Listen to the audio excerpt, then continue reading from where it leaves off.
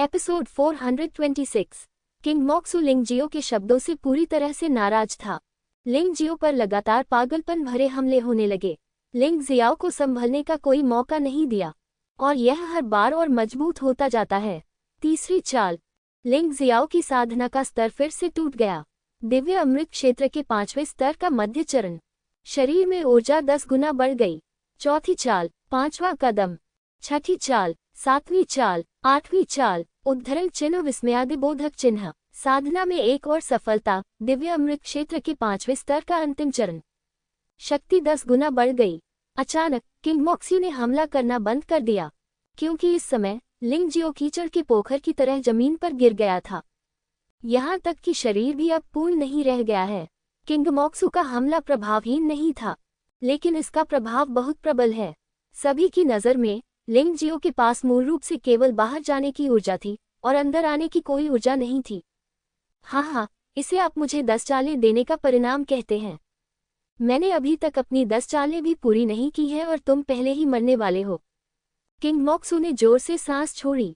अंततः मुझे थोड़ा अधिक सहज महसूस हुआ, लेकिन कुछ गलत लग रहा है। इन 8 हमलों के लिए लिंग जियो के पास बचाव के अलावा कोई जवाबी हमला नहीं था। दूसरे शब्दों में, वो उसे ऐसा करने दे रही है। इससे उसे फिर से थोड़ा असहज महसूस हुआ। क्या तुम्हें लगता है कि तुम सचमुच मुझे मार सकते हो? 2 और तरकीबें हैं, चलो उन्हें एक साथ प्रयोग करें। इस समय लिंग जियाओ का भाषण अब स्पष्ट नहीं था और बहुत श्रमसाध्य लग रहा था। ठीक है, मैं ये तुम्हारे लिए कर दूंगा। किंग मोक्सू ने दया नहीं दिखाई। वह न केवल लिंग जियो के भौतिक शरीर को नष्ट करना चाहती थी, बल्कि वह लिंग जियो के आंतरिक अमृत को भी नष्ट करना चाहती थी। विस्मयादिबोधक चिन्ह, उसके पीछे उसकी अपनी लड़ाकू भावना उभरी। वह एक भयानक चुड़ैल है। काला चोगा, तीखे नाखून, बदसूरत चेहरा। चुड़ैल आत्मा के प्रकट होने से गुफेगुआ को छोड़कर सभी घबरा गए। किंग मोक्सू ने ज़ीलिंग राजधानी में लाखों लोगों को ज़ॉम्बी में बदलने के लिए इस चुड़ैल आत्मा पर भरोसा किया। आज इस मार्शल भावना का फिर से उपयोग किया गया। यह आवश्यक नहीं है, फिर तो लिंग जियाओ पहले ही मर रहा है। जी हवेली के राजा चेन यू ने भौहें सिकोड़ते हुए कहा, घास को काटने और उसकी जड़ें उखाड़ने में कुछ भी गलत नहीं है। मार्शल जेफू ने कहा, लेकिन क्या लिंग जियो सचमुच इतना डरावना है? किंग मोक्सू के हमले का अगर मैं होता तो एक भी बार झेल नहीं पाता। उस बच्चे ने वास्तव में 8 बार प्रयास किया है और अभी तक मरा नहीं है। जनरल पान फैंग दंग रह गए। इस समय वह लिंग जियो की अपने साथियों की हत्या के प्रति घृणा को भी भूल गया और लिंग जियो की दृढ़ता से भयभीत हो गया। हाँ, यह इस बच्चे के लिए दुख की बात है। यदि उसे वह नहीं मिला जिसका वह हकदार नहीं था, तब ये निश्चित रूप से हमारे महान जेफू देश का गौरव बन जाएगा। चेन यू ने भी आह भरी। भले ही वह एक दुश्मन था, लेकिन लिंग जियो वास्तव में ऐसा व्यक्ति था जिसकी वो प्रशंसा करता था। इस समय किंग मोक्सू का हमला पहले ही लिंग जियो पर हो चुका था। 9वीं चाल, लिंग जियाओ का भौतिक शरीर लगभग पूरी तरह से ढह गया। यहाँ तक कि आंतरिक अमृत और हृदय भी उजागर हो गया।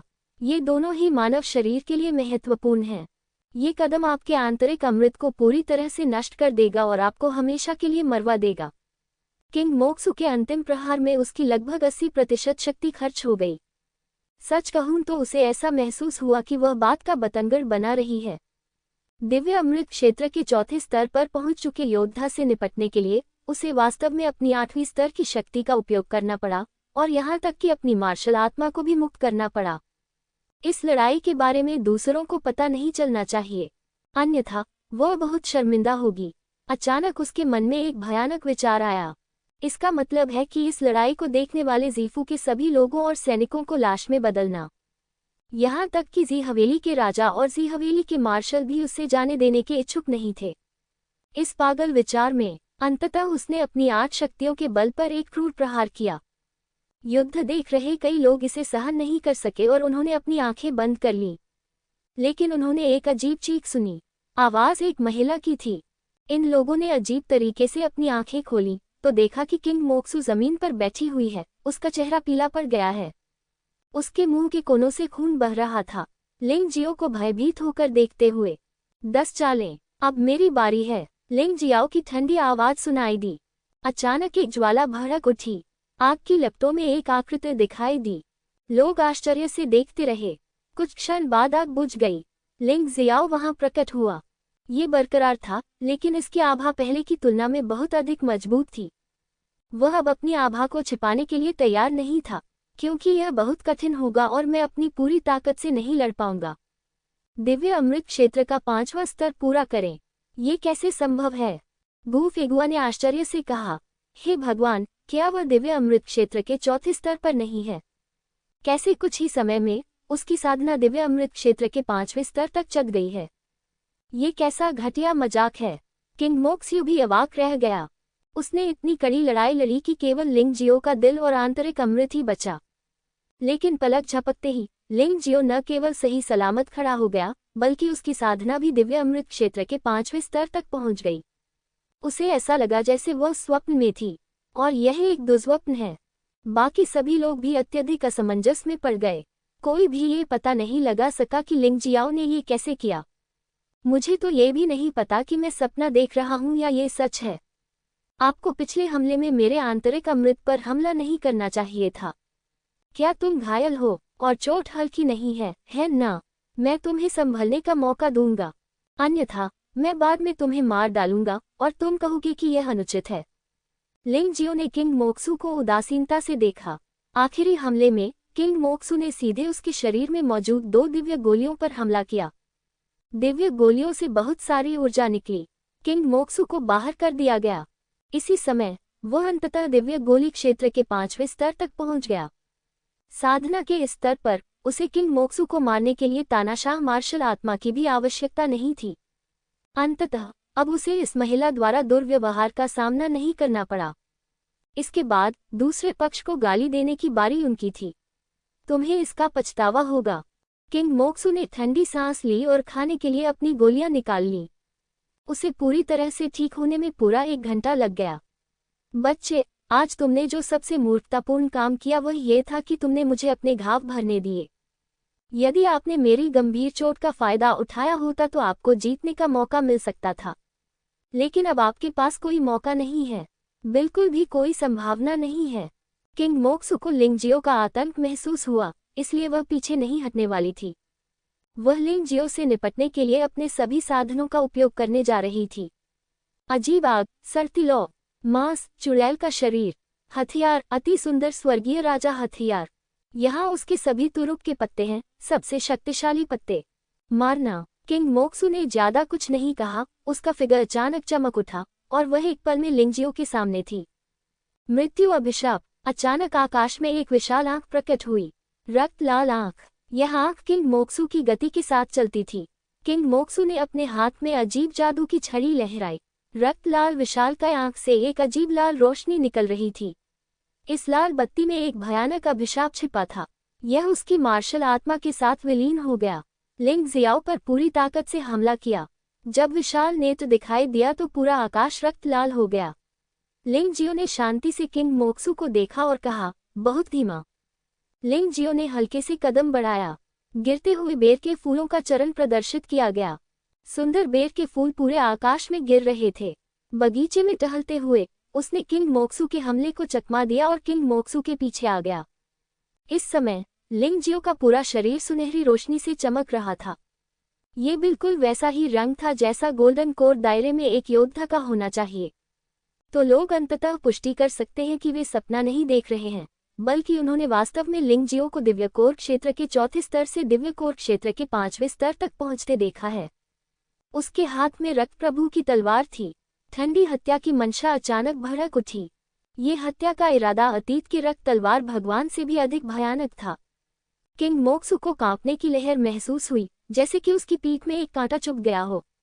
ऐसा लग रहा था कि जो उससे लड़ रहा था वह कोई इंसान नहीं बल्कि कोई देवता था। ऐसा लगता है कि वरिष्ठ भाई ने जो कहा वह सही है। ये बच्चा सचमुच थोड़ा अजीब है। वास्तव में उसमें पशु देवता की आभा है।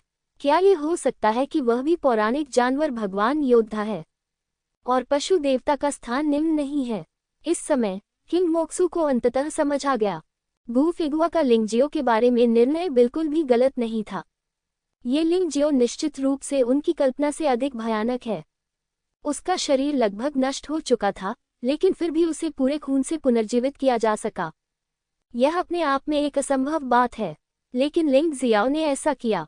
अब लिंग जियो ने उसे जानवर भगवान की भयानक हत्या की मंशा का एहसास कराया। उसे विश्वास नहीं हुआ, वह ऐसा नहीं कर सकती थी, लेकिन किंग मोक्सू को अभी भी विश्वास था कि उसकी ताकत लिंग जियो से अधिक मजबूत थी। लिंग जियो की क्षमता पूरी तरह से विकसित नहीं हुई है, इसलिए उसका उससे अधिक मजबूत होना बिल्कुल असंभव है। 10 चालें पहले ही बीत चुकी हैं, इसलिए यह मत सोचो कि तुम्हें चोट नहीं लगेगी। रक्त प्रकाश क्लोन स्लैश। लिंग जियो ने किंग मोक्सू के हमले को चकमा देने के बाद सीधे रक्त सम्मान तलवार को घुमाया और सम्राट ग्रेड के 5वें स्तर के प्राथमिक मार्शल आर्ट का एक शक्तिशाली हमला किया। किंग मोक्सू ने जल्दी से रक्त लाल विशाल आंख को सक्रिय किया, प्रतिरोध करने के लिए प्रकाश जारी किया। विस्मयादिबोधक चिन्ह, बहुत तेज आवाज, दोनों लगभग एक ही समय पर कुछ कदम पीछे हटे। यह मैच बराबरी पर छूटा। ये कैसे संभव है? भले ही मैंने जल्दबाजी में जवाब दिया हो, मेरा मृत्यु अभिशाप सम्राट के 6ठे स्तर की एक प्राथमिक मार्शल आर्ट है। उनकी मार्शल आर्ट सम्राट के 5वें स्तर का केवल प्राथमिक स्तर है, लेकिन वह मेरे साथ टाई कर सकते हैं। यह आदमी इतना भयानक कैसे हो सकता है? किंग मोक्सू वास्तव में अधिक से अधिक आश्चर्यचकित था, क्योंकि वह अधिक से अधिक हत्याएं कर रहा था। वह आश्चर्यचकित था और युद्ध देख रहे लोग भी आश्चर्यचकित और अविश्वसनीय थे। इस समय सभी को ऐसा लग रहा था जैसे वे सांस लेना ही भूल गए हों और उनका सारा ध्यान इस युद्ध पर केंद्रित हो। इस लड़ाई ने लोगों को बहुत अजीब महसूस कराया, एक बहुत ही अविश्वसनीय लड़ाई। दोहरा अभिशाप। किंग मोक्सू बुराई में विश्वास नहीं करता था और 2 मौत के शाप एक ही समय में भड़क उठे। संचित शक्ति लगभग सम्राट की 6ठी स्तरीय मध्यम मार्शल आर्ट की हमला शक्ति तक पहुंच गई है। क्या आपका हमला इस स्तर पर है? ये तो बहुत दुख की बात है। रक्त दानव सील। लिंग जियाओ ने सबसे आम रक्त दानव सील का उपयोग करते हुए एक तलवार निकाली, लेकिन यह सम्राट की 5वीं उच्च स्तरीय मार्शल आर्ट भी थी। रक्त रंग की तलवार की मुहर ने वास्तव में शापित प्रकाश की 2 किरणों को सीधे तोड़ दिया। फिर उसने किंग मोक्सू के शरीर को छेद दिया। किंग मोक्सू चिल्लाया और फिर से घायल हो गया। हालांकि इस बार चोट गंभीर नहीं थी, लेकिन ये बहुत शर्मनाक था। घृणास्पद चुड़ैल का शरीर। मूलतः किंग मोक्सू चुड़ैल के शरीर का उपयोग करने के लिए तैयार नहीं था, क्योंकि यह बहुत बदसूरत था। उसके जैसी सुंदरी के लिए इस प्रकार का परिवर्तन करना सचमुच अनिच्छुक था, खासकर गुफेगुआ के सामने। लेकिन समस्या ये थी कि अगर उसने इसका इस्तेमाल नहीं किया तो वह वास्तव में लिंग जियो से हार सकती थी। वह इस तरह के अंत को स्वीकार नहीं कर सकी। धीरे धीरे उसका पूरा शरीर बदलने लगा। उसका पूरा व्यक्तित्व उसकी मार्शल आत्मा की तरह ही कुरूप हो गया। लेकिन हर कोई इसे महसूस कर सकता था। उसकी ताकत आसमान छू रही थी। लिंग जियो, तुम सच में बहुत शक्तिशाली हो। तुम मुझे चुड़ैल का शरीर इस्तेमाल करने के लिए मजबूर कर सकते हो। अगर मैं मर भी जाऊं तो भी मुझे संतोष होना चाहिए। उसकी आंखों में तीव्र घृणा और जानलेवा इरादे झलक रहे थे। विस्मयादिबोधक चिन्ह। संपूर्ण मार्शल स्पिरिट बैरियर में मौत की भयावह सांसें फूट पड़ी। किंग मोक्सू की जादू की छड़ी पर एक विशाल और अजीब काली खोपड़ी दिखाई दी। खोपड़ी क्षय की तीव्र ज्वाला से जल रही थी। क्षय की ज्वाला, एक प्रकार की अजीब आग जो कुछ भी छूती है उसे सड़ा सकती है। फिर इसे नष्ट कर दो। खोपड़ी धीरे धीरे ऊपर तैरने लगी, जिससे मौत की भयावह सांसें दिखने लगी। यहाँ तक कि जो लोग लड़े नहीं थे उन्हें भी मौत का खतरा महसूस हुआ और उनके चेहरे पर भी अच्छा भाव नहीं था। मुझे उम्मीद नहीं थी कि जुए लिंग जियाओ को मारने के लिए चुड़ैल के शरीर का उपयोग करेगी। चुड़ैल के शरीर से निकलती सड़ती लपटें मुझे भी डरा देंगी, और समान साधना स्तर वाला कोई भी योद्धा इसे पराजित नहीं कर सकता। इस कदम से लिंग जियो के बचने की कोई संभावना नहीं रह जाएगी। गु फिगुआ ने मन ही मन कहा, लेकिन वास्तव में वह खुद भी निश्चित नहीं हो सका। लिंग जियो द्वारा प्रदर्शित क्षमता बहुत अप्रत्याशित थी। हर बार इससे लोगों को बड़ा झटका लगता था। हवा में सड़ती हुई लपटों से भरी खोपड़ी को देखते हुए लिंग जियो की अभिव्यक्ति अभी भी शांत थी। उन्होंने कहा कि दुर्व्यवहार की प्रक्रिया समाप्त हो चुकी है। उन्होंने अपने भौतिक शरीर के पूर्ण विनाश का जोखिम उठाया और अपनी साधना को दिव्य गोली क्षेत्र में पूर्णता के 5वें स्तर तक बढ़ाया। वह अब और पिटने वाला नहीं था। अब उसके पास किंग मोक्सू से लड़ने के लिए पूरी तरह से मजबूत शक्ति है। बेशक उसे यह स्वीकार करना पड़ा, किंग मोक्सू की चाल वास्तव में अत्यंत शक्तिशाली थी। ईश्वर और दानव मुहर के अलावा वह किसी अन्य चाल के बारे में नहीं सोच सका जो इसका विरोध कर सके। मुझे डर है कि पवन और अग्नि चक्र भी ऐसे भयानक हमले का विरोध नहीं कर पाएंगे। इसलिए उन्होंने इसे बर्बाद नहीं किया। कहीं ऐसा न हो कि वायु और अग्नि के पहिए टुकड़े टुकड़े हो जाएं। किंग मोक्सुए, आप और मैं पहले एक दूसरे को नहीं जानते थे। हमारे बीच कोई दुश्मनी नहीं है, लेकिन आपने न केवल उन लाखों लोगों को मार डाला जिन्हें मैं पहचानता हूँ, बल्कि मेरे दोस्तों ज़िक्यानये और जिलों के साथ निपटने के लिए भी घृणित तरीकों का इस्तेमाल किया। अब तुम मुझे मारना चाहते हो, तो फिर आज, चाहे तुम कोई भी हो, मुझे तुम्हें मारना ही होगा। लिंग जियाओ की आवाज़ न तो जल्दबाजी में थी और न ही धीमी। वह महसूस कर सकता था कि प्रतिद्वंद्वी की चालों की शक्ति लगातार बढ़ती जा रही थी और अभी उसे मुक्त करने का समय नहीं आया था। तुम मुझसे अलग हो, तुम सिर्फ हत्या के लिए लड़ते हो, और मैं उस चीज़ की रक्षा के लिए लड़ता हूँ जिसे मैं बचाना चाहता हूँ। हमारी मान्यताएं पूरी तरह से अलग हैं, तो आज तुम्हें हारना तय है। हार, मैं, किंग मोक्सु, हारूंगी नहीं। कम से कम मैं आपसे तो नहीं हारूंगा। भाड़ में जाओ। अंततः भयानक खोपड़ी को संघनित कर दिया गया। वह क्षय की ज्वाला में लिपटा हुआ था, जैसे एक छोटा सा सूर्य क्षय की ज्वाला में घिरा हुआ हो। ये क्षयग्रस्त सूर्य सीधे लिंग जियाओ की ओर फटा। ताकतवर, भयंकर, उदास भावना से भरा, विशेषकर खोपड़ी का खुला मुंह। इसमें संपूर्ण क्षयग्रस्त सूर्य की सबसे भयानक ऊर्जा समाहित है। अजीब आग का दबाव मार्शल आत्मा अवरोध को भी भेद गया और बाहर के लोगों ने भी इसे महसूस किया। किंग मोक्सु कितनी शक्तिशाली है, ये राजा वास्तव में उसके जितना अच्छा नहीं है। ऐसे भयानक हमले के तहत इस राजा के पास मरने का केवल एक ही रास्ता है। चैन यू हैरान रह गया। उसने किंग मोक्सु को गंभीरता से नहीं लिया, क्योंकि किंग मोक्सु की साधना भी उसके समान ही है। वह किंग मोक्सु से इसलिए डरता था क्योंकि वह गु फेगुआ से डरता था। अगर गु फेगुआ न होता तो उसने किंग मोक्सु को बहुत पहले ही मार दिया होता। लेकिन इस क्षण तक उसे एहसास हो गया था कि उसके 10 लोग भी किंग मोक्सु के सामने कुछ नहीं थे। डोंगशेन कॉम्बैट पावर लिस्ट में 10वां स्थान कोई झूठी प्रतिष्ठा नहीं थी। मृत्यु चुड़ैल से एक उपहार। किंग मोक्सु की कठोर चीख आई। उस क्षण लिंगजियो को ऐसा लगा जैसे उसके आसपास की हर चीज गायब हो गई हो। उसकी आंखों में केवल क्षय की हरी लपटें और डरावनी हंसी थी। वह रेगिस्तान में खड़े एक अकेले यात्री की तरह था। आसमान में हरा लाल सूरज उसकी ओर गिर रहा था। एक बार वह गिर गया तो उसका पूरा व्यक्तित्व नष्ट हो जाएगा। ये सचमुच बहुत मजबूत है।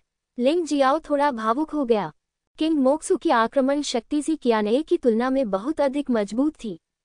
निश्चित रूप से रक्त भगवान कवच पर भरोसा करते हुए ज़िक्यानये निश्चित रूप से किंग मोक्सु का प्रतिद्वंद्वी नहीं होगा। यह महिला वास्तव में शक्तिशाली देश डोंगशेन की एक प्रतिभाशाली महिला है। डोंगशेन पावर रैंकिंग में 10वें स्थान पर है, लेकिन फिर भी, तो क्या? लिंगजियो की आंखों में केवल तिरस्कार था। अगर किंग मोक्सु ने ये चाल पहले इस्तेमाल की होती तो शायद वह अब तक लड़ने में सक्षम नहीं होता।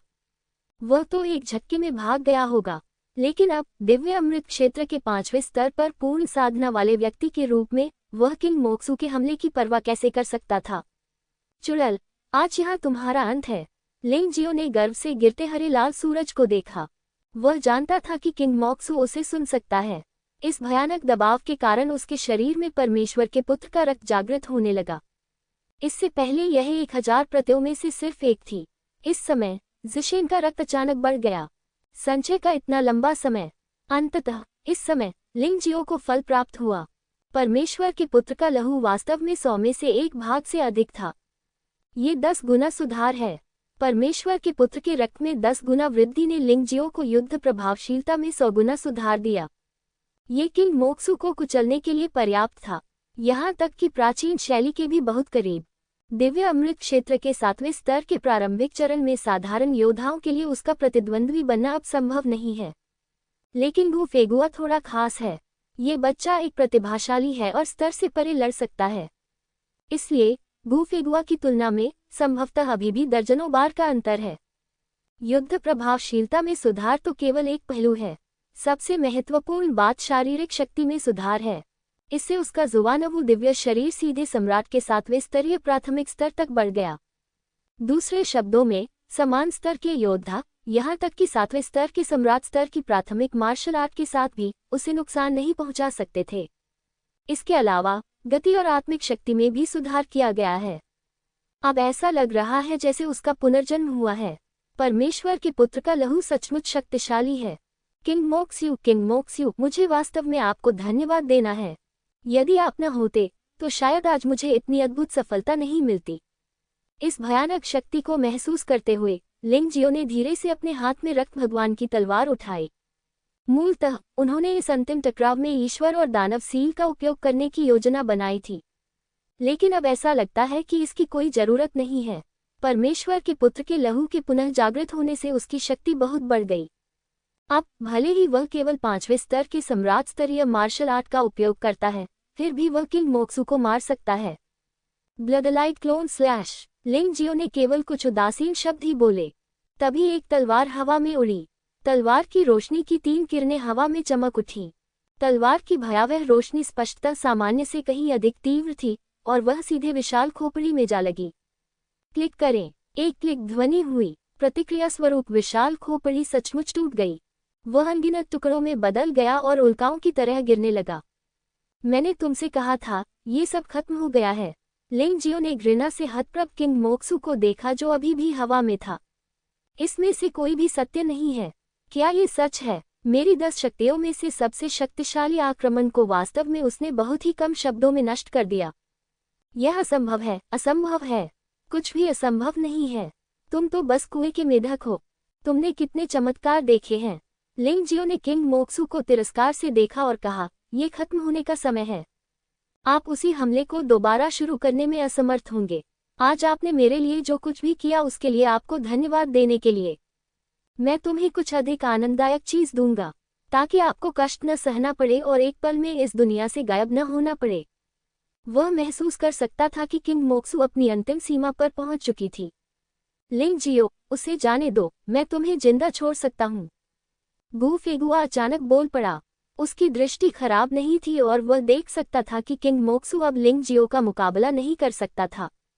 हालांकि मुझे नहीं पता कि लिंग जियो अचानक इतना डरावना क्यों हो गया, लेकिन चाहे जो भी हो, वह किंग मोक्सू को मरने नहीं दे सकता था। वह उसकी औरत है। तुम्हारा चेहरा इतना बड़ा क्यों है? मैं तुम्हारी बात क्यों सुनूं? लिंग जियो ने गू फेगुआ को व्यंग्यात्मक रूप से देखा और कहा, यदि आप इस मार्शल स्पिरिट बाधा को तोड़ सकते हैं तो मुझसे उसे छोड़ देने के लिए कहें। लेकिन क्या करें? भले ही आप फंसे हुए ड्रैगन ताबीज और मार्शल स्पिरिट बैरियर की 3 परतों को तोड़ना चाहते हो, इसमें कम से कम 1 घंटा लगेगा। इस समयावधि के दौरान किंग मोक्सू की हालत इतनी खराब हो गई होगी कि वह मर नहीं सकता था। आपको ये समझना चाहिए कि वह सम्राट डोंगशेन की शिष्या है। आप ही बेहतर जानते हैं कि अगर आप उसे मार देंगे तो परिणाम क्या होंगे। मुझे और अधिक कहने की आवश्यकता नहीं है। भले ही आप पृथ्वी के छोर तक भाग जाएं, लेकिन जब तक आप शक्तिशाली देश डोंगशेन में हैं, तब तक बचने की कोई उम्मीद नहीं है। गू फेगुआ ने फिर भी उदासीनता से कहा, इस आदमी का स्वभाव बहुत अच्छा है। हाँ, बहुत हास्यास्पद। क्या आपको लगता है कि अगर मैं उसे नहीं मारूंगा तो आप मुझे जाने देंगे? दूसरों को धमकाने से पहले एक अच्छा मसौदा तैयार करें और अपनी कमर न फिसलने दें। लिंग जियाओ जोर से हंसा। सम्राट डोंगशेन, उसका सम्राट का शत्रु बनने का कोई इरादा नहीं था, परंतु इस व्यक्ति ने वास्तव में अपने शिष्यों को अपनी चीजें चुराने के लिए भेजा था, जिससे उसके सपनों का राज्य नष्ट हो गया। जिन लोगों की उसने पहचान की है उन्हें मार डालो। सबसे महत्वपूर्ण बात कि उन लोगों में उसका एक मित्र भी है जो मूर्खतापूर्वक उसके पीछे पीछे छोटे से देश सीलिंग तक चला आया। यद्यपि वह व्यक्ति कमजोर है, लेकिन उन्हें मित्र भी माना जा सकता है। लिंग जियो, तुम अपने दोस्त का बदला कैसे नहीं ले सकते? भाई, मैं मरना नहीं चाहता। इस समय किंग मोक्सू पूरी तरह से घबरा गया था। अतीत का अहंकार और गर्व बहुत पहले ही गायब हो चुका है और वह बेहद भयभीत हो गया है। अगर वह जानती कि लिंग जियो इतना डरावना था, भले ही उसे पीट कर मार दिया जाए, वह लिंग जियो के खिलाफ नहीं लड़ेगी। लेकिन अब बहुत देर हो चुकी है। लिंग जियाओ ने अपने वरिष्ठ भाई गू फेगुआ को भी मुंह नहीं दिखाया। क्या करे वह? भीख मांगने की कोई जरूरत नहीं है, आपके पास कोई मौका नहीं है। लिंग जियो ने धीरे से रक्त भगवान तलवार उठाई। तभी उसके पैरों के नीचे प्रकाश की एक किरण प्रकट हुई। ओह! रक्त भगवान की तलवार किंग मोक्सू के डेंटियन में घुस गई।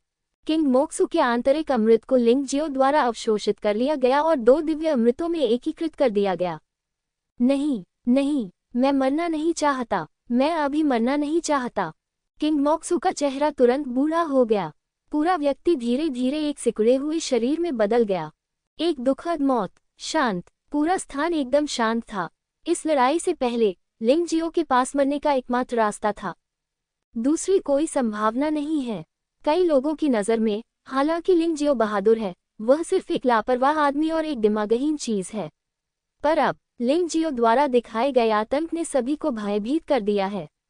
दिव्य अमृत क्षेत्र के चौथे स्तर को पूरा करें, दिव्य अमृत क्षेत्र के 5वें स्तर तक पहुंचे और फिर उस मजबूत व्यक्ति को मार डाले जो दिव्य अमृत क्षेत्र के 6ठे स्तर तक पहुंच गया है। क्या इस तरह की बातें केवल उपन्यासों में ही नहीं होती? हकीकत में ऐसा क्यों हुआ?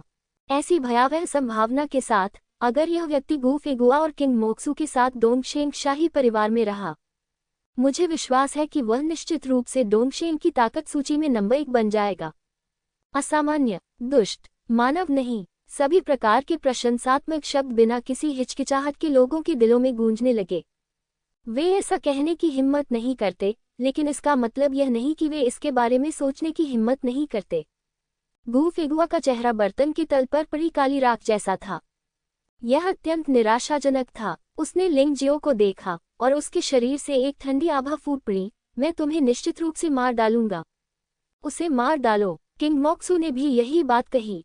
लेकिन अब क्या होगा? क्या तुम्हें नहीं लगता कि तुम भी उसके जैसे ही रास्ते पर हो? लिंग जियो ने शांति से गू फेगुआ को देखा। परमेश्वर के पुत्र के रक्त के अचानक जागरण के कारण गू फेगुआ उसकी नजरों में कम डरावना हो गया। कम से कम ये हमारी पहुंच से बहुत दूर नहीं है। हालांकि सामान्य तौर पर देखा जाए तो वह अभी भी गू फेगुआ का मुकाबला नहीं कर सकता। यहाँ तक कि तानाशाह मार्शल स्पिरिट के साथ भी यह असंभव होगा। लेकिन वह लड़ने के लिए पूरी तरह योग्य है। पहले के विपरीत अब भागने के अलावा कोई अन्य विकल्प नहीं था। गू फेगुआ ने लिंग जियो को देखा और उसके दिल में समझने के लिए सबसे कठिन बात थी राख से लिंग जियो के पुनर्जन्म का दृश्य। ये बात उसकी समझ से परे थी। जो व्यक्ति स्पष्टतः मर रहा था वह वास्तव में पलक झपकते ही जीवित होकर पुनः सक्रिय हो गया। और यहाँ तक कि वास्तविक ऊर्जा भी अपने चरम स्तर पर लौट आई है। क्या ये सच है? न केवल वह ऐसा सोचता था, बल्कि हर कोई ऐसा सोचता था। लेकिन अधिकतर लोगों के विचार गलत हैं। मुझे लगता है कि इस लिंग जियो के पास पहले से ही कुछ महत्वपूर्ण खजाना है। एक महत्वपूर्ण खजाना जो लोगों को वापस जीवन में ला सकता है। हाँ, मुझे उम्मीद क्यों नहीं थी कि उसे प्राचीन सम्राट डोंगशेंग का खजाना और चोरों के देवता का खजाना मिल गया होगा। शायद वहाँ कोई खजाना हो। जितना अधिक लोग इसके बारे में सोचेंगे, इसकी संभावना उतनी ही अधिक होगी। तुम्हारे पास जो कुछ भी है वह सब मुझे सौंप दो और मैं तुम्हें नहीं मारूंगा। अचानक गू फेगुआ ने कहा। ऐसा लग रहा था जैसे किंग मोक्सू की मौत को वह भूल गया हो। जैसा कि अपेक्षित था, वह एक निर्दयी व्यक्ति है। इन बातों के लिए वह अपनी महिला की मृत्यु को भी भूल सकता है। गू फेगुआ की बातें सुनने के बाद लिंग जियो की इस लड़के के बारे में धारणा और भी खराब हो गई। निर्दयी बनो। मेरा मानना है कि अगर जुएर जीवित भी है तो वह ऐसा जरूर करेगी। इस जीवन में उसकी सबसे बड़ी आशा मुझे और अधिक शक्तिशाली बनाना और सम्राट डोंगशेंग का पद संभालना है।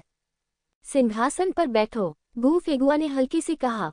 अरे आहा, इस पाखंडी के चेहरे को तो देखो, वह वाकई इतनी बेशर्मी भरी बातें इतने ऊंचे अंदाज में कह सकता है। आप मुझे सच में पसंद हो। लिंग जियो इस प्राचीन लालित्य से वास्तव में प्रभावित हुआ। मोटी चमड़ी ही काफी है। लोग बहुत बेशर्म हैं। आप जो भी कहें, आपका ट्रिपल ट्रैप ड्रैगन तावीज बहुत शक्तिशाली है।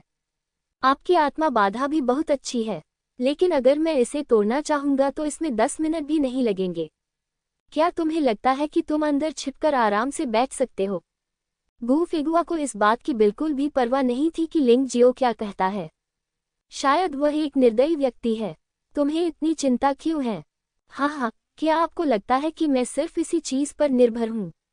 लिंग जियाओ ने थोड़ा तिरस्कार दिखाया।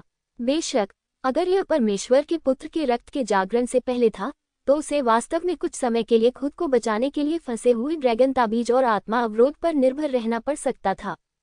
लेकिन अब इसकी कोई जरूरत नहीं है। ये सच है कि वह गू फेगुआ जितना अच्छा नहीं है, लेकिन अंतर इतना बड़ा नहीं है। जैसे ही उसने यह बात कही, उसने सभी जालनुमा ड्रैगन ताबीज और मार्शल स्पिरिट अवरोधों को हटा दिया। गू फेगुआ ने कोई कार्रवाई नहीं की, लेकिन हमेशा तैयार रहे। यदि वह शांतिपूर्वक वह सब कुछ प्राप्त कर सकता था जो लिंग जियो के हाथ में था, तो वह मौत तक लड़ना नहीं चाहता था, क्योंकि वह पहले से ही महसूस कर सकता था कि लिंग जियो कितना भयानक था। इस तरह के व्यक्ति से बलपूर्वक निपटना असंभव है। येन होना चाहिए। जहां तक लिंग जियो से निपटने की बात है तो उसने पहले ही इस बारे में सोच लिया है। मुझे केवल एक ही बात की चिंता है कि क्या होगा यदि लिंग जियो ने प्रलोभन नहीं माना। मुझे ज्यादा कुछ नहीं चाहिए, बस मुझे डोंगशेंग तियानजियान, प्राचीन मार्शल आर्ट और अग्निचक्र दे दो, साथ ही खजाने भी दे दो जो तुम्हें राख से उठने में मदद कर सकते हैं। बाकी आप रख सकते हैं। मैं वादा करता हूँ जब तक आप मुझे ये 4 चीजें दे देंगे, मेरी छोटी बहन की मृत्यु को पूरी तरह से नकारा जा सकता है। मैं आपको डोंगशेंग शाही दरबार में शामिल होने और मेरे गुरु का प्रशिक्षु बनने के लिए भी आमंत्रित कर सकता हूँ। मेरे लिए भाई बनो। गु फेगुआ ने ईमानदार दिखने की पूरी कोशिश की। हालांकि इस स्थिति से चेन यू और अन्य लोग स्तब्ध रह गए। क्या ये संभव है कि युवा मास्टर गु फेगुआ भी इस व्यक्ति से डरते हैं? इसीलिए आपने ऐसी शर्त रखी है। वे सचमुच अचंभित थे। चाहे लिंग जियो कितना भी ताकतवर क्यों न हो, वह ऐसा नहीं होगा, है ना? आखिरकार आप गु फेगुआ पृथ्वीदान क्षेत्र में एक मजबूत व्यक्ति हैं। ये देखकर कि लिंग जियो ने कोई जवाब नहीं दिया, गु फेगुआ ने आगे कहा, आपकी ताकत वास्तव में बहुत तेजी से बढ़ी है। लेकिन यदि मेरी भविष्यवाणी सही है तो आपने अपनी अर्जित सारी क्षमता का पहले ही उपयोग कर लिया है। इसके बाद आपकी साधना में सफलता इतनी तेजी से नहीं होगी। इसलिए जो मेरी छोटी बहन किंग मोक्सू के साथ हुआ वह मेरे साथ कभी नहीं हो सकता। आपकी ताकत बहुत कमजोर है और आपको समझना चाहिए कि खजाना रखना अपराध क्यों है। मैं अब तुम्हें मारने नहीं जा रहा हूँ, मैं तो बस तुम्हारी प्रतिभा का सम्मान कर रहा हूँ। जब किसी छोटी बहन की मृत्यु हो जाती है तो गुरु को स्पष्टीकरण देना पड़ता है। अगर मैं नहीं दूं तो क्या होगा? लिंग जियाओ ने पूछा। अगर तुम जिद कर रहे हो तो मैं आज खुद ही कर लूंगा। एक बार मैं कार्रवाई कर दूं तो आप बचने का एकमात्र मौका खो देंगे। यह आप पर निर्भर करता है। मेरे लिए दया दिखाना बिल्कुल असंभव है। गु फेगुआ ने ठंडे स्वर में कहा, जल्दी करो और मान जाओ, तुम क्यों हिचकिचा रहे हो? इतने महान अधिकारों के बदले में आपको केवल 4 चीजें सौंपने की जरूरत है। क्या ये काफी नहीं है? सभी दर्शक लिंग जियो के लिए उत्सुक थे।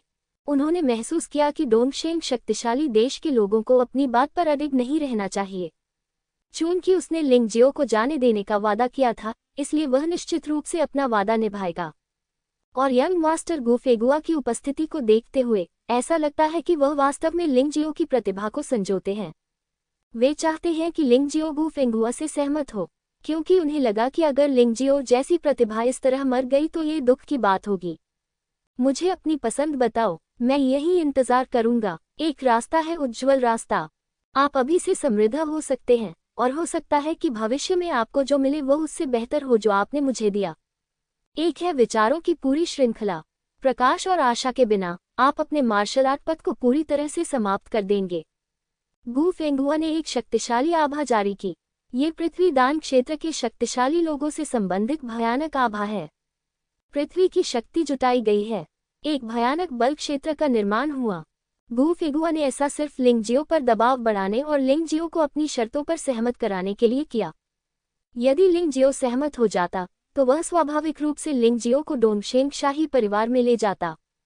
लेकिन उनके निधन के बाद इस बात पर उनका कोई नियंत्रण नहीं था कि वे जीवित हैं या मृत। उसने अपना वादा भी नहीं तोड़ा। भले ही लिंग जियो मर जाए, ये सामान्य है। आखिरकार डोंगशेंग की महान शक्तियों के बीच प्रतिस्पर्धा भी बहुत भयंकर है और कई योद्धा सम्राट डोंगशेंग के शिष्य बन गए हैं। हो सकता है कि उसके साथी शिष्यों द्वारा उसकी हत्या भी कर दी जाए। वास्तविकता बहुत क्रूर है। वास्तव में ये कई संप्रदायों से भिन्न नहीं है। इस संप्रदाय में शिष्यों द्वारा एक दूसरे की हत्या करना कोई असामान्य बात नहीं है। लिंग जियो, तुम एक चतुर आदमी हो, तुम्हें सही चुनाव करने में सक्षम होना चाहिए। कुछ चीजों के लिए अपने जीवन का बलिदान मत करो, यह इसके लायक नहीं है। गु फेगुआ की आंखों में पहले से ही हत्या की मंशा का संकेत दिख रहा था। यदि लिंग जियो सहमत नहीं है तो वह ये काम स्वयं ही कर सकता है। इस संकट को जारी रहने देना निश्चित रूप से उनके लिए बहुत बड़ा खतरा है। जल्दी करो और सहमत हो जाओ। इसे सहन मत करो। ये बहुत अच्छा है कि तुम अब ये कर सकते हो। ये सही है, ये सबसे अच्छा परिणाम है। दर्शक लिंग जियाओ को समझा रहे थे। मुझे नहीं पता कि यह लिंग जियाओ के लिए चिंता की वजह से था या गु फेगुआ की मदद करने के लिए। मुझे क्या करना चाहिए? गु फेगुआ, मुझे सबसे ज्यादा विकल्प चाहिए, लेकिन आपने मुझे यह नहीं दिया। लिंग जियाओ अचानक हंस पड़ा। तुम क्या चुनना चाहते हो? जब तक मैं तुम्हें दे सकता हूँ मैं तुम्हें जरूर दूंगा। गू फेगुआ ने कहा, मुझे तुम्हारी जिंदगी चाहिए। इससे पहले कि वह बोलना समाप्त करता, लिंग जियो अचानक उछल पड़ा और रक्त रंग की बिजली में बदल गया और गू फेगुआ पर झपट पड़ा। मृत्यु की तलाश में गू फेगुआ ने अपनी असली ऊर्जा का उपयोग किया और हमला करने वाला था, लेकिन उसने पाया कि लिंग जियो की चाल महज एक नकली चाल थी। उसने उसे पूरी तरह से नजरअंदाज कर दिया और एक दिशा में भाग गया। वह स्थान कौन सा है? गू फेगुआ ने पलटकर उसका पीछा किया और साथ ही उससे पूछा। बैंगनी हवेली सेना शिविर, मार्शल जेफू ने कहा, पीछा करना।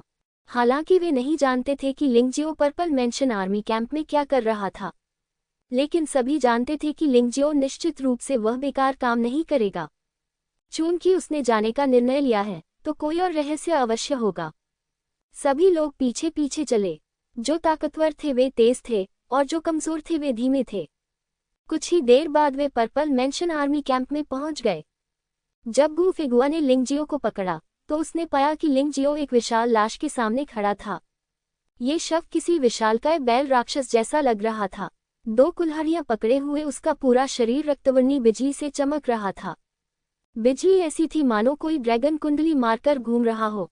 क्या ये बैल दानव वास्तव में रक्त रंग के ड्रैगन को पालतू जानवर की तरह मानता था?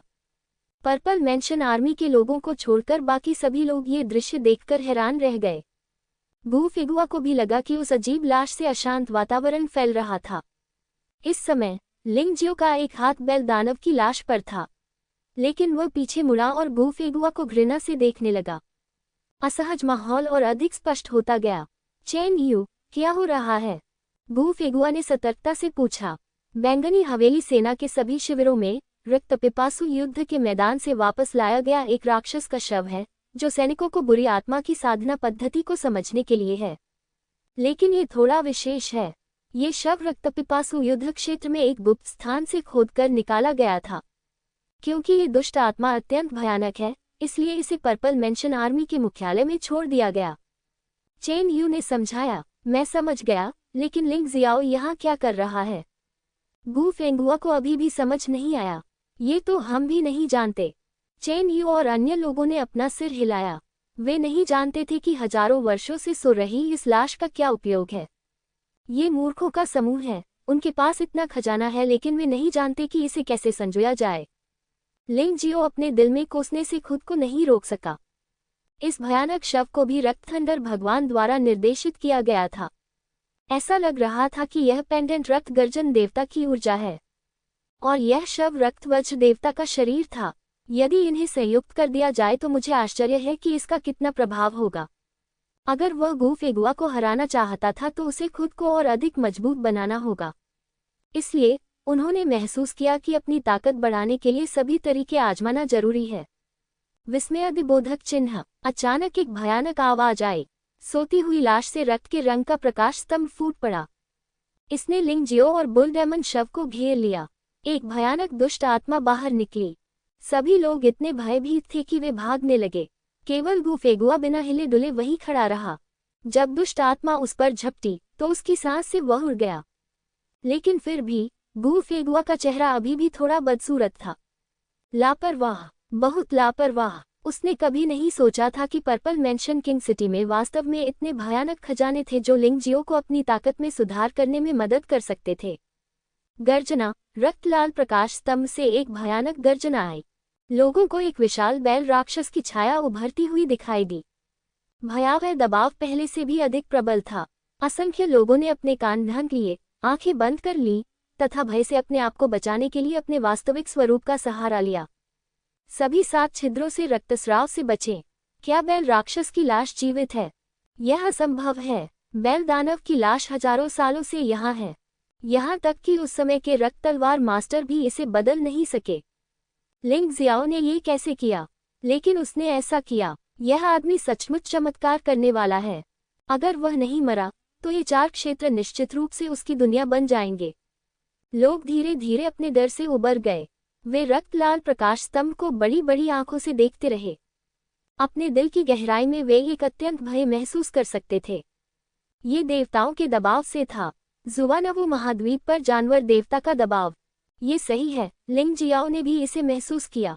उसके सामने खड़े बैल दानव का पूरा नाम ब्लड थंडर बुल दानव होना चाहिए।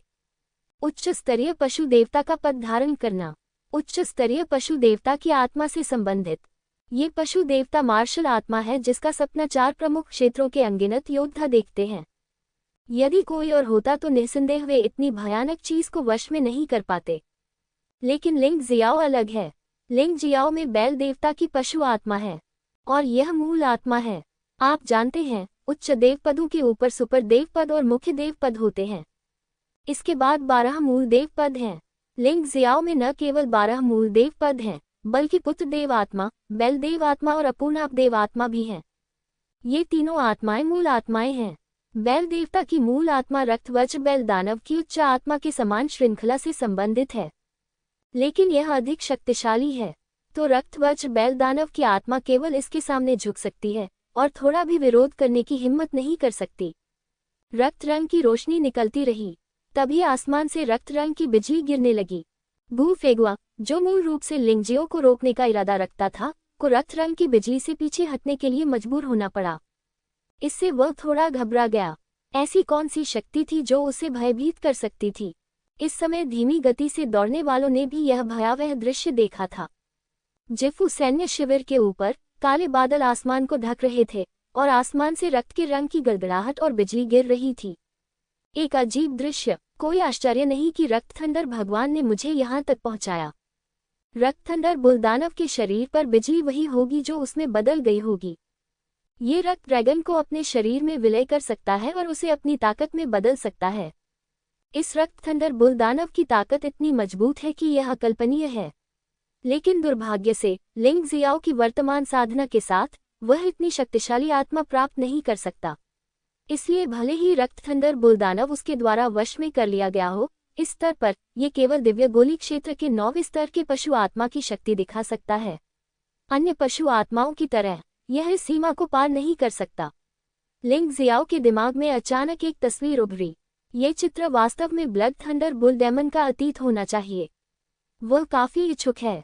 हजारों साल पहले रक्तपिपासु युद्ध के मैदान में एक राजा था। वह 10 मीटर लंबा था और उसके विशाल शरीर पर रक्त के रंग का वज्र ड्रैगन था। 2 विशाल कुल्हाड़ियां थामे वह रक्तपिपासु युद्ध क्षेत्र के सबसे भयानक क्षेत्र पर नियंत्रण रखता था। वह रक्तपिपासु युद्ध क्षेत्र का राजा था, स्वामी था। अनगिनत मानव योद्धा एक के बाद एक रक्तपिपासु युद्ध क्षेत्र में उतर आए और उसे मार गिराने की कोशिश करने लगे। हालांकि कोई भी कभी सफल नहीं हुआ। जितने लोग अंदर गए उतने ही लोग मारे गए। उसकी शक्ति से संसार भयभीत हो गया। उस समय रक्तपिपासु युद्ध क्षेत्र लगभग निषिद्ध क्षेत्र बन गया था। इसमें प्रवेश करना सख्त मना था। सौभाग्य से रक्तवज्र बैल दानव का दुनिया में प्रवेश कर नुकसान पहुंचाने का इरादा नहीं था, ताकि दोनों पक्ष शांति से रह सकें। बाद में दुनिया बदल गई, पृथ्वी ढह गई और पूरा जुवानजी बिखर गया। ये 13 जमीन के टुकड़ों में बदल गया। इस समय जुवानवु महाद्वीप ने भी नए कानूनों को जन्म दिया। पशु देवता प्रकट हुए। उनमें से सबसे शक्तिशाली 12 मूल पशु देवता थे। रक्तवज्र बैल दानव बदकिस्मत था। इसी समय उनका सामना एक प्राकृतिक आपदा से हुआ और आकाश से गिरी एक अजीब सी राल की बूंद ने उन्हें अपनी चपेट में ले लिया। भले ही उसने बहुत संघर्ष किया, लेकिन ये सब बेकार था। अंत में वह एक विशाल जीवाश्म में बदल गया। ये रक्तवज्र राक्षस किसी से नहीं, बल्कि प्रकृति से हारा। निस्संदेह प्रकृति सबसे शक्तिशाली अस्तित्व है। इसमें कोई आश्चर्य नहीं कि अनगिनत लोग स्वर्ग और पृथ्वी की एकता प्राप्त करना चाहते हैं तथा स्वर्ग और पृथ्वी के साथ एक होना चाहते हैं। तो यही बात है, यह आदमी बहुत भयंकर है। ऐसा लगता है कि वह मेरी पशु आत्माओं में से एक बनने के लिए बिल्कुल सही है।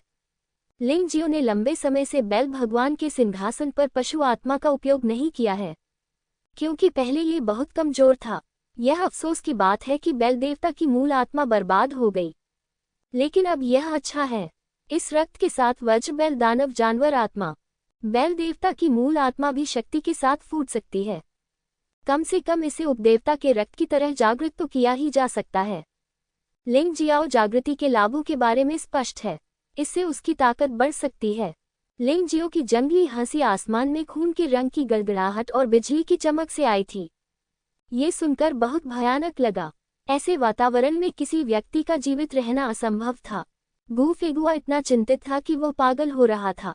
वह जानता था कि लिंग जियो मजबूत हो रहा था, लेकिन वह इसे बिल्कुल भी रोक नहीं सका। ये सचमुच सबसे घातक बात थी। लिंग जियाओ को इसकी परवाह नहीं थी कि वह चिंतित था या नहीं।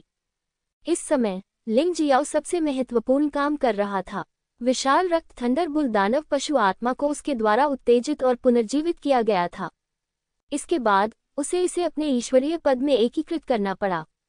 ये कुछ हद तक पहले यिन यांग यूनिवर्स लाइट टाइगर के एकीकरण के समान था, लेकिन यह उससे कहीं अधिक सरल था। आखिरकार लिंग जियो की वर्तमान साधना का स्तर बहुत अधिक सुधर गया है, और टाइगर भगवान के देव पद पर कोई युवानशी देव आत्मा नहीं थी, इसलिए नर्क ब्रह्मांड लाइट टाइगर को झटका देना असंभव था। इसीलिए यह इतना कठिन था। लेकिन अब बेल भगवान की युवानशी देव आत्मा के दमन के साथ रक्त थंडर बेल दानव ने बिल्कुल भी विरोध करने की हिम्मत नहीं की। लिंग जियो को खुद को एक पशु आत्मा में बदलने और भगवान की स्थिति में एकीकृत करने दें। वास्तव में ये रक्त थंडर बुलदानव के लिए सर्वोच्च सम्मान था।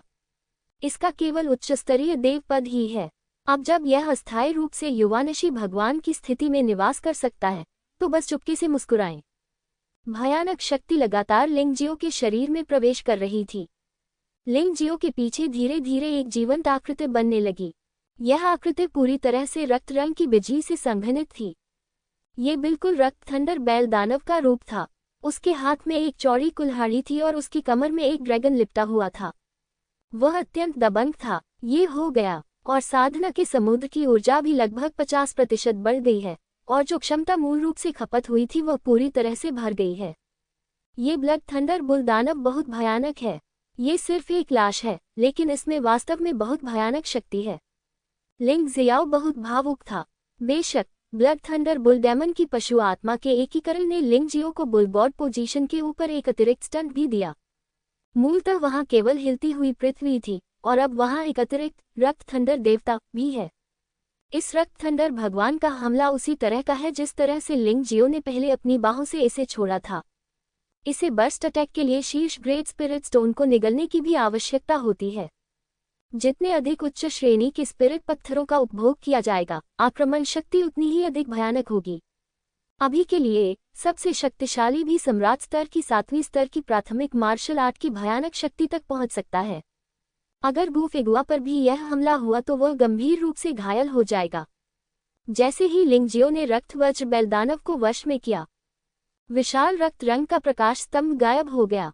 आकाश में चमकती रक्त रंग की बिजली भी गायब हो गई। केवल लिंग जियो वहीं खड़ा था, गू फेगुआ को व्यंग्यात्मक दृष्टि से देख रहा था। मुझे आपके अहंकार और अहंकार के लिए धन्यवाद देना होगा। अगर आपने शुरू से ही खुद कार्रवाई की होती, मुझे डर है कि तब मेरे पास भागने के अलावा कोई विकल्प नहीं होगा। लेकिन अब अगर तुम मुझे मारना भी चाहो तो यह इतना आसान नहीं है। लिंग जियो को वास्तव में गू फेंगुआ को धन्यवाद देना होगा, या यूं कहें कि उन सभी का धन्यवाद जिन्होंने उन्हें कमा का। क्या तुम्हें लगता है कि तुम मुझे इस तरह हरा सकते हो? गू फेगुआ की आवाज में उदासीनता और क्रूरता थी। कुछ लोग सोचते हैं कि मैं दिव्य गोली क्षेत्र की शुरुआती 7वीं स्तरीय साधना हूँ, लेकिन आज मैं आपको बताना चाहता हूँ कि मेरी वास्तविक साधना वास्तव में दिव्य गोली क्षेत्र की 7वीं स्तरीय पूर्णता है। उद्धरण चिन्ह विस्मयादिबोधक चिन्ह। भयावह आभा पूरी तरह से फूट पड़ी। इस समय गू फेगुआ की छिपी हुई शक्ति प्रकट हो गई। उसने अपनी ताकत इसलिए छिपाई क्योंकि वह सुअर बनना चाहता था और बाघ को खाना चाहता था। बेशक उसका लक्ष्य लिंग जियो नहीं था, बल्कि शक्तिशाली देश डोंगशेंग में उसके प्रतिद्वंद्वी थे। लेकिन खुद उन्हें भी इसकी उम्मीद नहीं थी। उसे वास्तव में लिंग जियो के लिए अपनी छिपी हुई ताकत को उजागर करना था, लेकिन उसे लगा कि यह इसके लायक था। यदि उसे वह उच्च स्तरीय आत्मा मिल जाए तो वह शाश्वत सम्राट वान क्वान त्यानिक्सिया जैसा हो सकता है, एक भयानक जानवर भगवान योद्धा बने। उस समय डोंगशेंग पावर कंट्री की बात तो दूर, यहाँ तक कि पूरे गोल्डन स्काई क्षेत्र में भी कोई भी उसे नीची नज़र से देखने की हिम्मत नहीं करता था। अब तुम्हें समझ आ गया लिंग जियाओ, तुम्हारी और मेरी ताकत में बहुत अंतर है। अब जल्दी से मुझे अपनी उच्चस्तरीय आत्मा दे दो, नहीं तो मैं अभी तुम्हें मार डालूंगा। गू फेनेगुआ ने अपनी सांस छोड़ते हुए दहाड़ लगाई। अरे बेवकूफ, अगर मैं आत्मा बाहर निकाल दूं तो क्या मैं मर नहीं जाऊंगा? लिंग जियो ने गू फेगुआ को तिरस्कार से देखा, लेकिन गुप्त रूप से ब्लड थंडर बुल डेमन को उच्च श्रेणी की स्पिरिट स्टोन खिला दिए। यह आदमी सचमुच बहुत ज्यादा खाता है। इससे पहले कि उसे फ्यूज किया जाए, उसे पूरे 10 मिलियन उच्च श्रेणी के स्पिरिट पत्थरों की लागत आई। और अब इस आदमी ने लाखों उच्च श्रेणी के स्पिरिट पत्थर खा लिए हैं, और वह अभी भी बिना रुके खा रहा है। लेकिन जितना अधिक वह खाता है, उसकी शक्ति उतनी ही अधिक भयानक हो जाती है। लिंग जियाओ दर्द और खुशी में है। गू फेगुआ, मैं तुम्हें नहीं मारूंगा क्योंकि तुमने आज मेरी ताकत बढ़ाने में मेरी मदद की है। तुरंत वज्र कवच खोलो और मुझे जाने दो। हम अब से भी बराबर हैं। अन्यथा मैं न केवल तुम्हारा वज्र कवच नष्ट कर दूंगा, बल्कि तुम्हें ये भी बता दूंगा कि भय क्या होता है। वास्तव में ताइचिआई के माध्यम से लिंग जियाओ को पहले से ही गू फेगुआ की सच्ची साधना का पता था। बेशक ये तभी संभव हुआ जब वह ब्लड थंडर बुल डेमन की पशु आत्मा के साथ विलीन हो गया। रक्त थंडर बुल दानव की पशु आत्मा ने उसकी आत्मा शक्ति को और भी मजबूत बना दिया। ताइचिआई का प्रभाव भी काफी बढ़ गया। वह जानता था कि अब वह निश्चित रूप से गू फेगुआ का प्रतिद्वंद्वी नहीं था, लेकिन दूसरे पक्ष को चोट पहुंचाना असंभव नहीं था। केवल 2 चालों की आवश्यकता थी, ब्लड थंडर गॉड की एक चाल और ब्लैक सोल के क्रोध की एक चाल। इससे निश्चित रूप से गू फेगुआ को कष्ट होगा। यह एक हास्यास्पद सुझाव है, इसे भूल जाओ। मेरे पास तुमसे कहने के लिए और कुछ नहीं है। मैं तुम्हें अभी मार डालूंगा ताकि मुझे लंबी रातों की चिंता न करनी पड़े। गू फेगुआ ने व्यंग्य किया और अचानक लिंग जियो पर झपट पड़ा। वह अभी लिंग जियो को मारना चाहता था, लेकिन वह भयंकर गड़गड़ाहट और बिजली के कारण ऐसा नहीं कर सका। लेकिन अब अवसर आ गया है। वह लिंग जियो को कैसे जाने दे सकता था? इससे निश्चित रूप से बाघ को पहाड़ों पर वापस जाने का मौका मिल जाएगा। ऐसा लगता है कि बात करने के लिए कुछ भी नहीं बचा है। गू फेगुआ के हमले को देखकर लिंग जियो ने लुओमी किंग शैडो स्टेप का इस्तेमाल किया और इससे बचने के लिए हॉट व्हील्स के साथ सहयोग किया। रक्त थंडर बैल दानव को खिलाना जारी रखते हुए वह चाहता था कि खूनी दिव्य वज्र की आक्रमण शक्ति अपने वर्तमान शिखर पर पहुंचे। केवल इसी तरीके से प्राचीन शैली को पुनः आविष्कृत करना संभव हो सकता है, यहाँ तक कि उसे मार भी डालो। लेकिन इस प्राचीन शैली से निपटना वास्तव में कठिन है। गति भयावह है। लुओमी क्विंग स्टेप और हॉट व्हील्स के साथ भी लिंग जियो को अभी भी एक बड़ा खतरा महसूस हुआ। 20 लाख उच्च कोटि के आध्यात्मिक पत्थर, क्या तुम अब भी इसे निगल सकते हो? लिंग जियाओ को थोड़ा आश्चर्य हुआ। 20 मिलियन उच्च श्रेणी के आध्यात्मिक पत्थर शायद दिव्य अमृत क्षेत्र के 8वें स्तर पर एक योद्धा के लिए भी उतने ही थे। ये रक्त थंडर बुल दानव वास्तव में खाद्य है, लेकिन अब भक्षण की गति स्पष्ट रूप से धीमी हो गई है। ये लगभग अपनी सीमा तक पहुंच गया होगा। घृणास्पद, एक चालाक लोच की तरह। यद्यपि गू फेगुआ ने लिंग जियो पर बहुत दबाव डाला, फिर भी वह लिंग जियो पर हमला करने में असफल रहा। लिंग जियाओ ने लुओमी क्विंगबो और हॉट व्हील्स पर भरोसा किया, जिससे उसे वास्तव में सिरदर्द हो गया। अंततः उसे गुस्सा आ गया।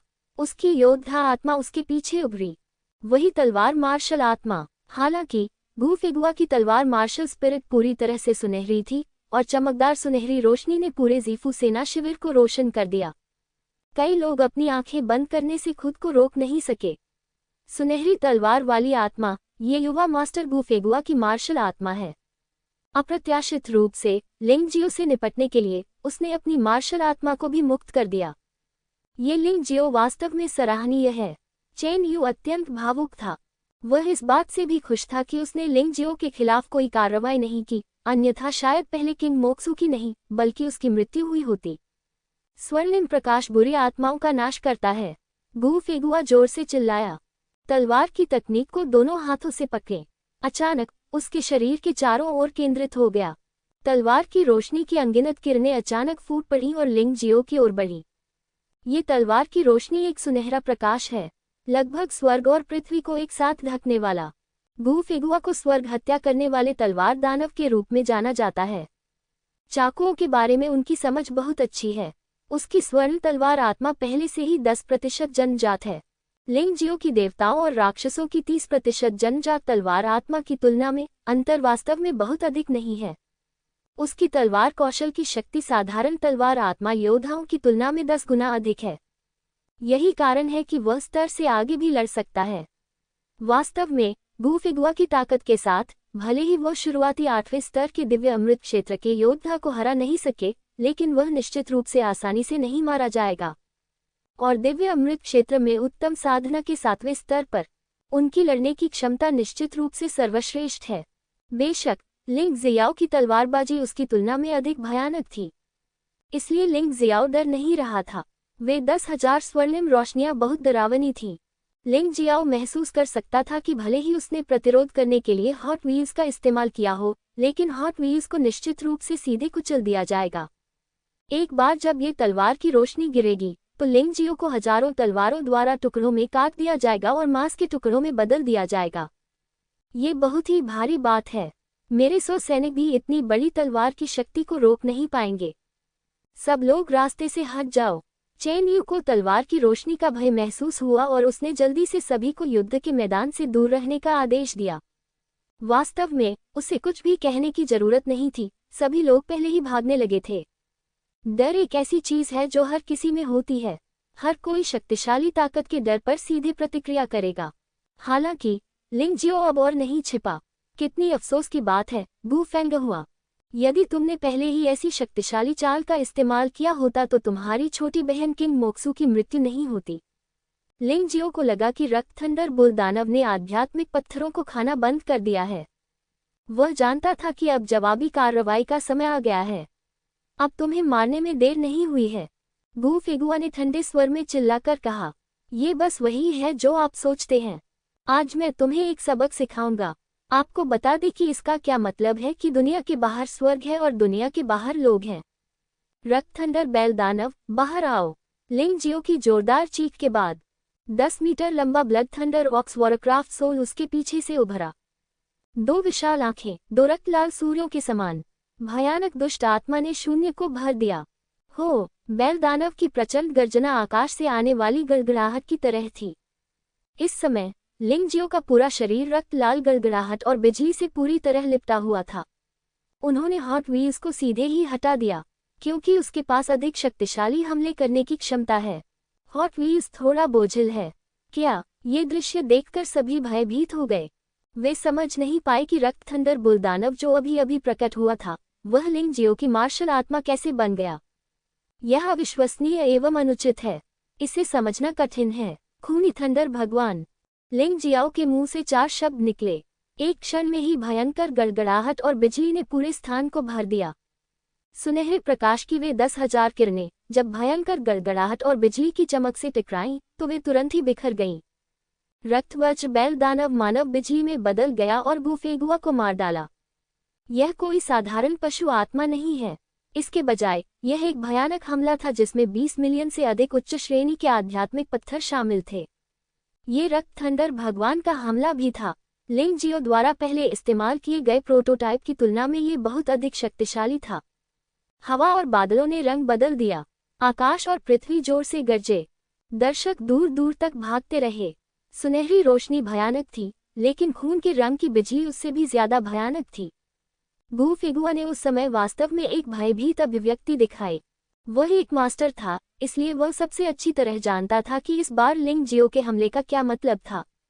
यह एक ऐसी शक्ति थी जो निश्चित रूप से उसे मार सकती थी, लेकिन उसे समझ नहीं आया लिंग जियाओ के छोटे से शरीर में इतनी भयानक शक्ति कैसे समाहित हो सकती है। रान करने वाली बात थी, लेकिन इस समय उसके पास इस बारे में सोचने का समय नहीं था।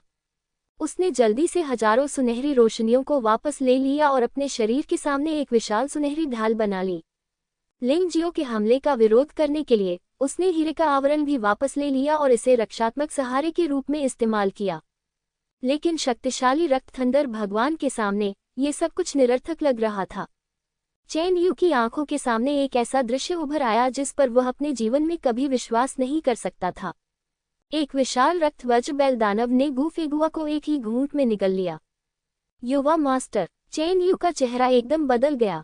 किंग मोक्सू की हत्या कर दी गई और वह शक्तिशाली डोंगशेंग देश को ये बात कैसे समझाए, यह उसे नहीं पता था। अगर बूफेगुआ भी मारा गया तो बहुत बड़ी मुसीबत होगी। संभवतः उसका जीवन समाप्त हो गया होता। भयानक परिणाम का विस्फोट रक्तवज्र बैल दानव के केंद्र के रूप में हुआ। इससे पहले कि चेन यू को कुछ और सोचने का समय मिलता, वह सीधे उड़ गया। ये शक्ति अत्यंत भयावह है। केवल इसके परिणाम ही उसके जैसे शक्तिशाली व्यक्ति को नष्ट कर सकते हैं, जो दिव्य गोली क्षेत्र में पूर्णता के 6ठे स्तर तक पहुंच गया है। ये कितना शक्तिशाली है, बहुत भयानक। इतना खराब भी नहीं। लिंग जियो ने चुपके से सिर हिलाया। इसने 20 मिलियन से अधिक उच्च श्रेणी के स्पिरिट पत्थरों को व्यर्थ नहीं गंवाया। ये 20 मिलियन है और उन्हें ऐसे ही फेंक दिया गया। लेकिन उसके पास पैसा है, इसलिए उसे कोई परवाह नहीं है। इसके बाद का प्रकोप अभी भी जारी है। बड़ी संख्या में जेफू सैनिक खूनी गड़गड़ाहट और बिजली की चपेट में आ गए और तुरंत जली हुई लाशों में बदल गए। अब हर किसी के मन में लिंगजियो के प्रति केवल एक ही विचार है, और वह है डर। यह आदमी बहुत भयानक है। ये पता चला कि जब उसने किंग मोक्सू को मारा तो उसने अपनी पूरी ताकत का इस्तेमाल नहीं किया था। पता चला कि वास्तव में उसके पास ऐसी डरावनी चालें हैं। गू फेगुआ लापरवाह था, मैं भी लापरवाह था। चेन यू ने भौहें सिकुड़ी। वह नहीं जानता था कि गू फेगुआ के मरने के बाद लिंगजियो उनके साथ क्या करेगा। वैसे भी कुछ अच्छा नहीं होगा। इसे महसूस करो, गू फेगुआ। क्या तुम गाय नहीं हो? क्या तुम अहंकारी नहीं हो? क्या तुम मुझे नीची नज़र से नहीं देखते? अब क्या बिजली गिरने पर अच्छा नहीं लगता? लिंग जियाओ की ताइची आंखों ने गू फेगुआ की वर्तमान स्थिति को स्पष्ट रूप से देखा। भयानक रक्त गड़गड़ाहट के बीच सबसे पहले स्वर्ण ढाल विघटित हो गई, फिर हीरे की ढाल भी टुकड़े टुकड़े हो गई। इसके तुरंत बाद गू फेगुआ का शरीर इंच इंच करके फाड़ दिया गया। दर्द और गुस्से की आवाज में गू फेगुआ का शरीर पूरी तरह से नष्ट हो गया था। लेकिन वह आंतरिक अमृत सचमुच शक्तिशाली है। गू फेगुआ का आंतरिक अमृत पृथ्वी अमृत से संबंधित है, और यह सही अमृत भी है। बचाव पक्ष का अत्याचार चौंकाने वाला है। यहाँ तक कि भयानक खूनी थंडर भगवान भी इसे नष्ट नहीं कर सकते। क्या ये पृथ्वी की गोली है? ये पृथ्वी की शक्ति को सक्रिय कर सकती है, इसलिए यह अत्यंत शक्तिशाली है। लिंग जियो जानता था कि अगर वह पृथ्वी की गोली को नष्ट नहीं कर सकता तो वह गू फेगुआ को भी नहीं मार सकता। ऐसा लगता है कि आज का मामला अगली सबसे अच्छी बात हो सकती है। खूनी थंडर गॉड पहले से ही उसका सबसे शक्तिशाली हमला है, लेकिन ये गू फेगुआ को नहीं मार सकता। भले ही वह तानाशाह मार्शल स्पिरिट का उपयोग करे, परिणाम वही होगा। लिंग जियाओ की भौहें और भी अधिक सिकुड़ गईं जब उसने देखा कि पृथ्वी की शक्ति जमीन से बाहर निकल रही है और पृथ्वी की गोली को लपेट रही है। भूल जाओ, जी कियानये को बचा लिया गया है, अब उसे मारने की कोई जरूरत नहीं है। जब मैं दिव्य अमृत क्षेत्र के छठे स्तर पर पहुंच जाऊंगा तो उसे मारने में बहुत देर नहीं होगी। ये सोचकर लिंग जियाओ जाने के लिए तैयार था। अंततः वह भयंकर बिजली पूरी तरह से गायब हो गई। रक्तथंडर बैल दानव का प्रेत लिंग जियो के शरीर में लौट आया। थोड़ा कमजोर लग रहा है। इस हमले में 20 मिलियन उच्च श्रेणी के आध्यात्मिक पत्थरों की लागत आए और blood thunder bull warcraft soul को पुनः प्राप्त करने के लिए यह अनुमान लगाया गया है कि उच्च श्रेणी के आध्यात्मिक पत्थरों की लागत दोगुनी करनी होगी। लेकिन लिंग जियाओ कंजूस नहीं है। वह अच्छी तरह जानता था कि ऐसा शक्तिशाली हमला ही उसकी जान बचाने का सबसे अच्छा तरीका था। इसलिए उसने जल्दी से रक्तथंडर बैल दानव को खाने के लिए बड़ी मात्रा में आध्यात्मिक पत्थर खिला दिए। मध्य हवा में एक पृथ्वी की गोली लटकी हुई थी। प्राचीन भव्यता की छाया उभरी। पृथ्वी की शक्ति लगातार आती रहती है और गू फेगुआ की छाया धीरे धीरे जमती जाती है। लिंग जियो को अच्छी तरह से पता था कि जैसे ही छाया फिर से ठोस हो जाएगी, गू फेगुआ उस पर घातक हमला कर देगा। चूंकि वह गू फेगुआ को नहीं मार सकता था, इसलिए उसे यहाँ कष्ट सहने की कोई आवश्यकता नहीं थी। उसने अपने पैरों के नीचे लोमेई किंगयंग सटेक पर कदम रखा और फिर झूंग गुआन के शरीर की स्थिति में प्रवेश किया, जिससे उसकी गति चरम पर पहुंच गई। लिंग जियाओ, मेरी साधना के दिव्य अमृत क्षेत्र के 7वें स्तर तक पहुंचने के बाद किसी ने भी मुझे इतना बड़ा नुकसान नहीं पहुंचाया। आप प्रथम हैं, ये भी आखिरी होगा। भाग जाओ, चाहे तुम कहीं भी भाग जाओ, मैं तुम्हें ढूंढ लूंगा और तुम्हारे टुकड़े टुकड़े कर दूंगा। उस प्राचीन आकृति की अभिव्यक्ति अत्यंत क्रूर थी, जैसे कोई क्रोधित दुष्ट भूत हो। हाँ, मैंने तुम्हारे जैसा बेशर्म इंसान कभी नहीं देखा। खैर, मैं आपका इंतजार कर रहा हूँ और मैं आपको अभी बता सकता हूँ कि इस बार मैं पर्पल स्पिरिट सिटी लौटूंगा। अगर तुम मेरे पास आना चाहते हो तो आ जाओ, मैं बस तुम्हारा इंतजार कर रहा हूँ। अगली बार जब हम तुम्हें देखेंगे तो तुम्हारी मृत्यु हो चुकी होगी। जंगली हंसी के बीच लिंग जियो पहले ही गायब हो चुका था और केवल ये शब्द जेफू की राजधानी में गूंज रहे थे। ये काफी समय तक जाने से इनकार करता रहा। ये जानबूझकर गू फेगुआ का मजाक उड़ाने जैसा है। युवा मास्टर, क्या आप ठीक हैं? चेन यू ने उसका पीछा नहीं किया और उसने भी उसका पीछा करने की हिम्मत नहीं की। ये देखकर कि गू फेगुआ के पास केवल उसका आंतरिक अमृत बचा था, उसके दिल में डर की लहर महसूस हुई। क्या होगा अगर अभी उस पर हमला हो जाए? मुझे डर है कि वह पहले ही राख में बदल चुका है। एक भी टुकड़ा नहीं बचा है। ये सिर्फ उसकी बात नहीं है, वहां उपस्थित किसी को भी यह उम्मीद नहीं थी कि आज ऐसा परिणाम आएगा। उन्होंने एक बड़ा जाल बिछाया और लिंग जियाओ के जाल में फंसने का इंतजार करने लगे। लिंग जियाओ यहाँ है। उन्होंने न केवल जी कियाने को बचाया, इसके अलावा उसने 2 जनरलों किंग मोक्स्यू यू किलोंग को भी मार डाला और यहाँ तक कि गु फेगुआ को भी गंभीर रूप से क्षतिग्रस्त कर दिया। जहाँ तक हजारों की संख्या में मारे गए ज़िफू सेना कमांडरों, मेजर जनरलों और लेफ्टिनेंट जनरलों का सवाल है, उनका उल्लेख करने की कोई आवश्यकता नहीं है। ये कहा जा सकता है कि लिंगजियो पूर्ण विजेता है और वे पूरी तरह से पराजित हो गए। गु फेगुआ का शरीर अभी भी पुनः संघनित होने की प्रक्रिया में है।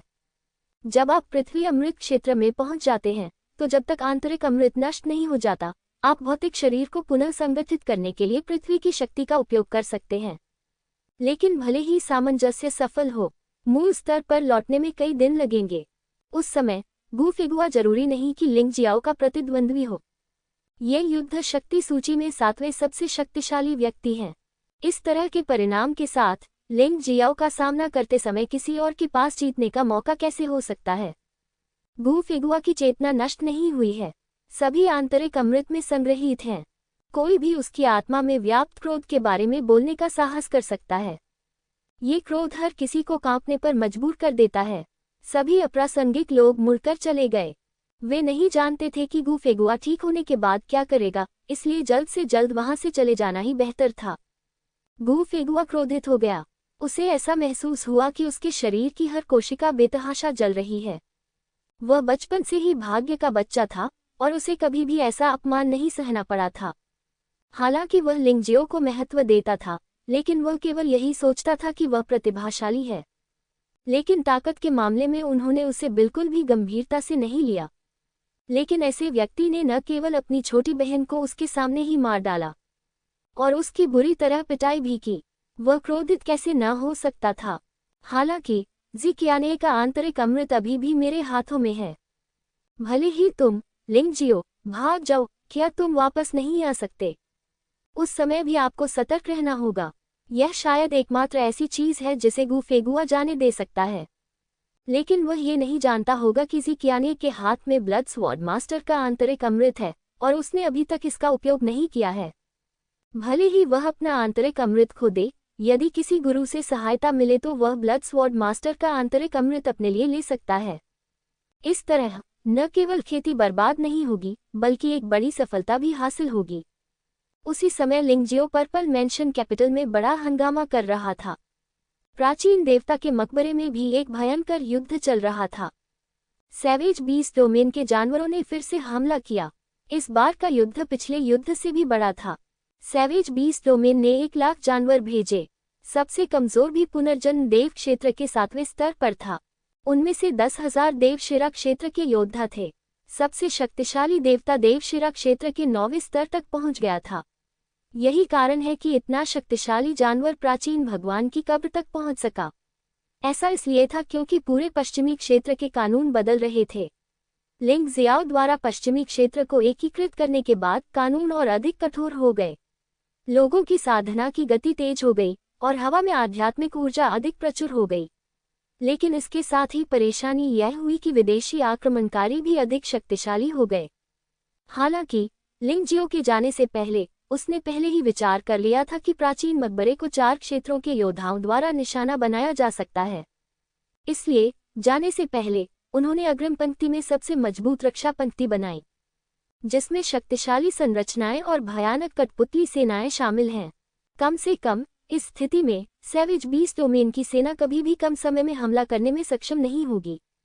एकमात्र समस्या कि चारों क्षेत्रों तक जाने का मार्ग अवरुद्ध हो गया है। इससे चारों क्षेत्रों में स्थित दिव्य साम्राज्य के योद्धाओं और पश्चिमी क्षेत्र के योद्धाओं के बीच संबंध टूट जाता है और पश्चिमी क्षेत्र के योद्धाओं के पास भी अपनी ताकत को लगातार मजबूत करने का कोई रास्ता नहीं है। यदि नाकाबंदी बहुत लंबी चली तो इससे कानून फिर से ध्वस्त हो सकता है। वापस पिछली स्थिति पर, वर्तमान में जी मिंग कोंग पश्चिमी क्षेत्र में एकमात्र दिव्यशिरा क्षेत्र विशेषज्ञ हैं। बाकी लोग पश्चिमी क्षेत्र छोड़कर आगे के अध्ययन के लिए गोल्डन स्काई क्षेत्र में चले गए हैं और वहां उन्होंने मेंग जियाझाई को एक किले के रूप में अपना आधार बनाया। वहां खेती के संसाधन यहां से कहीं बेहतर हैं। जी मिंगकोंग एक ऊंचे टॉवर पर खड़ा होकर दूरी पर जंगली जानवरों के क्षेत्र की घनी सेना को देख रहा था।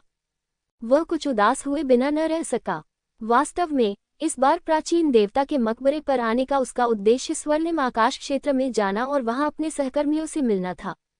सामान्यतः जब तक दिव्य शिरा क्षेत्र का योद्धा पश्चिमी क्षेत्र में पैदा होता है तब तक ऐसा ही रहेगा।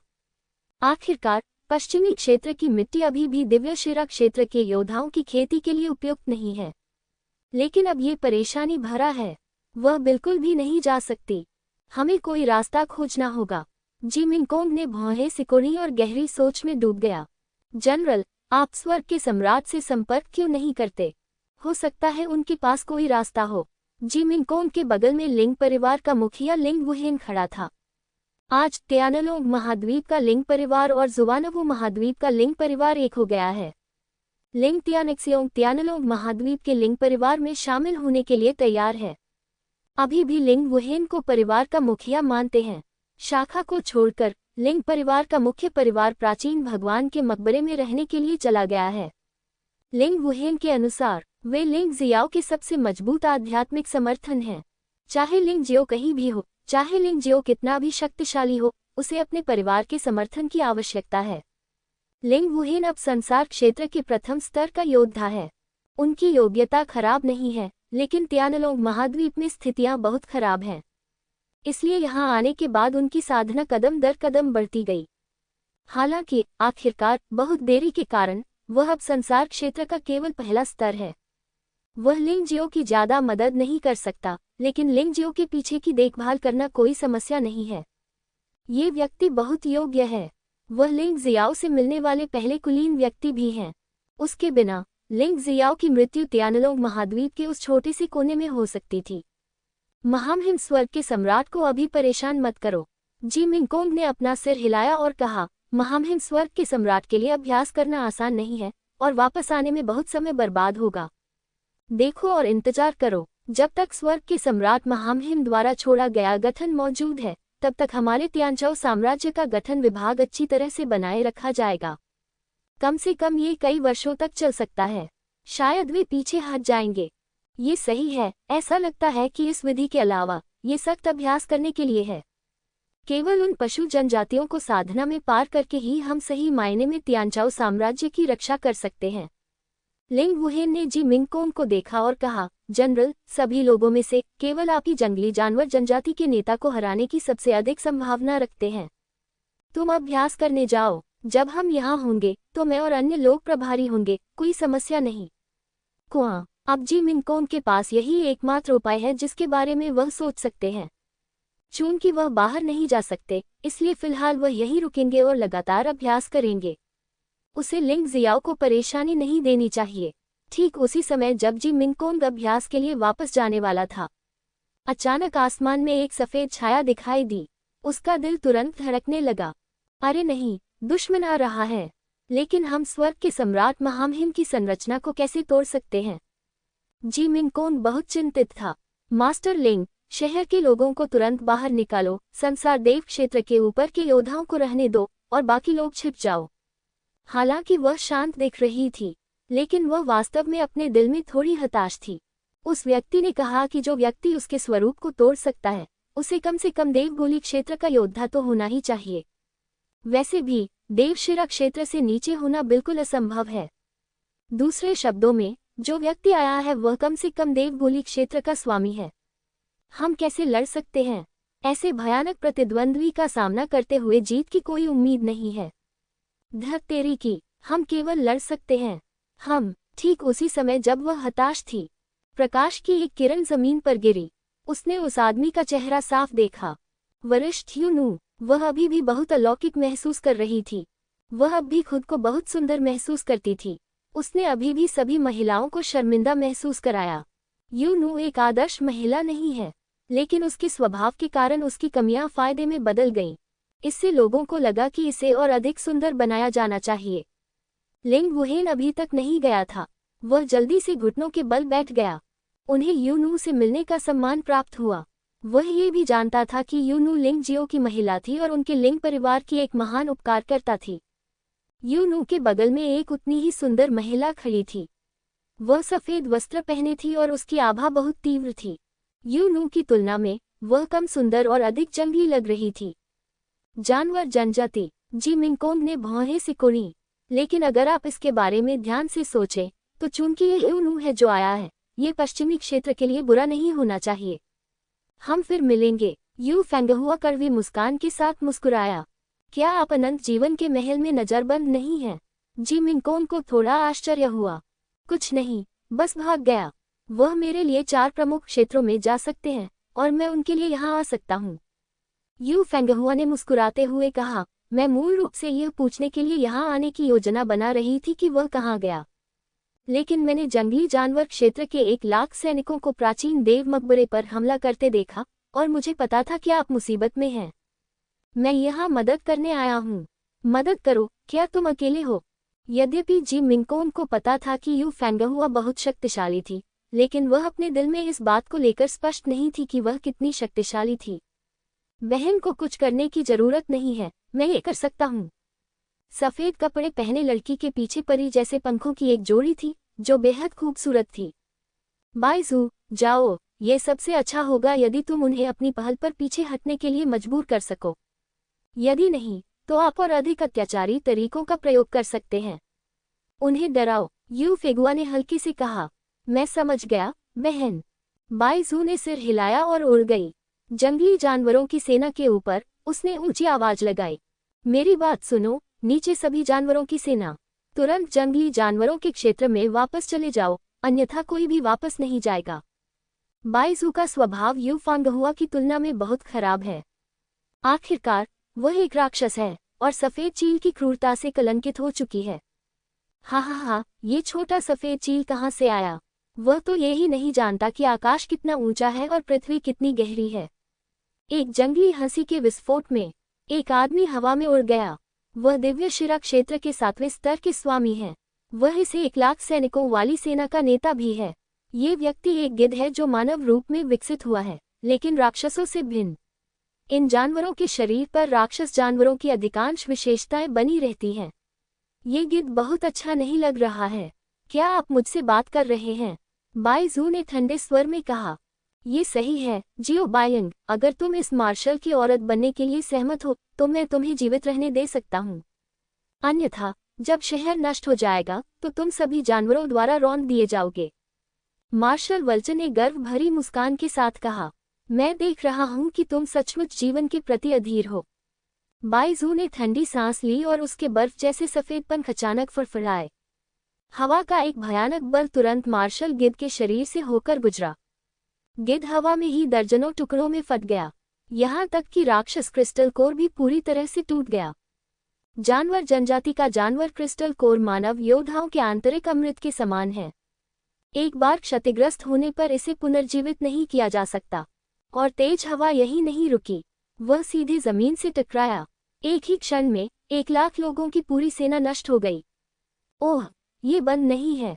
बाइजू ने अपनी जीभ बाहर निकाली, फिर यू फेंगहुआ को असहायता से देखा और कहा, बहन, मुझे क्या करना चाहिए? यह आदमी असभ्य था और मैं एक पल के लिए गुस्से में था, लेकिन अंत में मैंने बहुत अधिक बल का प्रयोग किया। अब ये समाप्त हुआ, भूल जाओ इसे, बस मार डालो इसे। जंगली जानवरों ने वर्षों से हमारे शाश्वत सम्राट क्षेत्र को लगातार परेशान किया है और हमारे कई योद्धा जानवरों के हाथों मारे गए हैं।